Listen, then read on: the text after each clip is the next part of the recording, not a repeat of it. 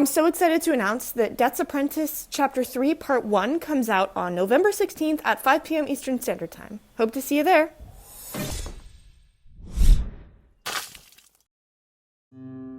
Hello, Theo here, and today I wanted to celebrate the fact that the next section of Death's Apprentice, my webcomic, will be coming out, so I wanted to show you the process that I have for painting a webcomic page for this series.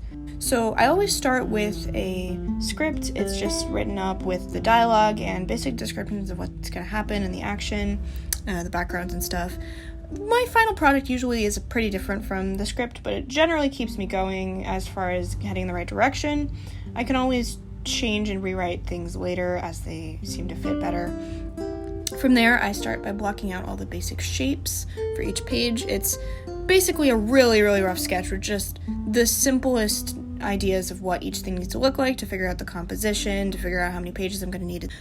This comic is in a very weird format, being a vertical infinite scroll on Tapas, so I have to figure out how to make that work without having a lot of room for horizontal spreads. So a lot of my backgrounds end up being fit into taller, more portrait style things instead. You can imagine this makes it difficult to stream or show progress on YouTube, which is a horizontal format. So that's something interesting to contend with. Once I'm done with that and have an idea of what the layout's supposed to look like, I start going in and doing a more detailed sketch. This is definitely the part where I use the most brain power.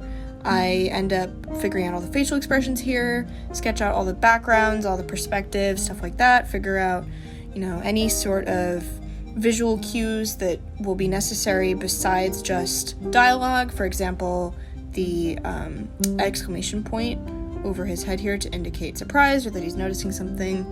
And then after I am done with that, I go into inking. So the inking process isn't particularly special, so I'm mostly just going to speed through it, but it's worth mentioning that I do a much more sketchy line art style for this comic, more like I'm doing a cleaned up version of the sketch rather than proper line art, just because, in my personal opinion, I feel like it makes it look a lot more lively and energetic and alive rather than the cleaned up line art, but that's just a personal preference thing. Once I'm done with that, I can start doing the color. So I end up splitting up the process of doing the color into a few different chunks, which makes it a lot easier, and having it on separate layers also just streamlines the process a lot. So I always start with the character color, where I just have color palettes on Procreate for every single character that is a recurring character in Death's Apprentice, so I just color all that in with a basic smooth brush, and having it on a separate layer from the background makes it a lot easier to do the shading later. So I sometimes do the shading first, sometimes the background first. It depends on whether I already know where my light source is going to be. In this case, I did the background first because I wanted to keep it consistent with the background of previous pages that I had already finished and wanted to do it while it was still fresh in my head. So I basically just painted everything with the color palette I already decided on. I often end up adding things like stars, clouds, fog, in this case smoke coming out of the chimney, just anything I can do to just make it seem more alive, more magical, more like a real location that they're in rather than a set piece. Once that's done, I basically just need to clean up a few basic things. I often add these black vignettes, and then finally I add in the dialogue, which I use a font made out of my own handwriting, which makes it a lot easier to match it with the style of line art because, drawn by the same hand. I also do different speech bubbles for every character, so this one is being said by the Grim Reaper, so it's square, it doesn't have any tails, and it is a slight shade of purple.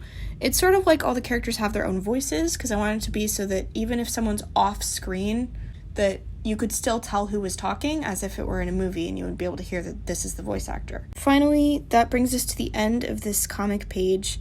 I hope you enjoyed, and if you did, please consider subscribing, leaving a comment, maybe even sharing this with a friend. All of those things really help this channel. I'd really appreciate it. Anyway, that's all for today. Thank you so much for watching, and please have a fantastic rest of your day.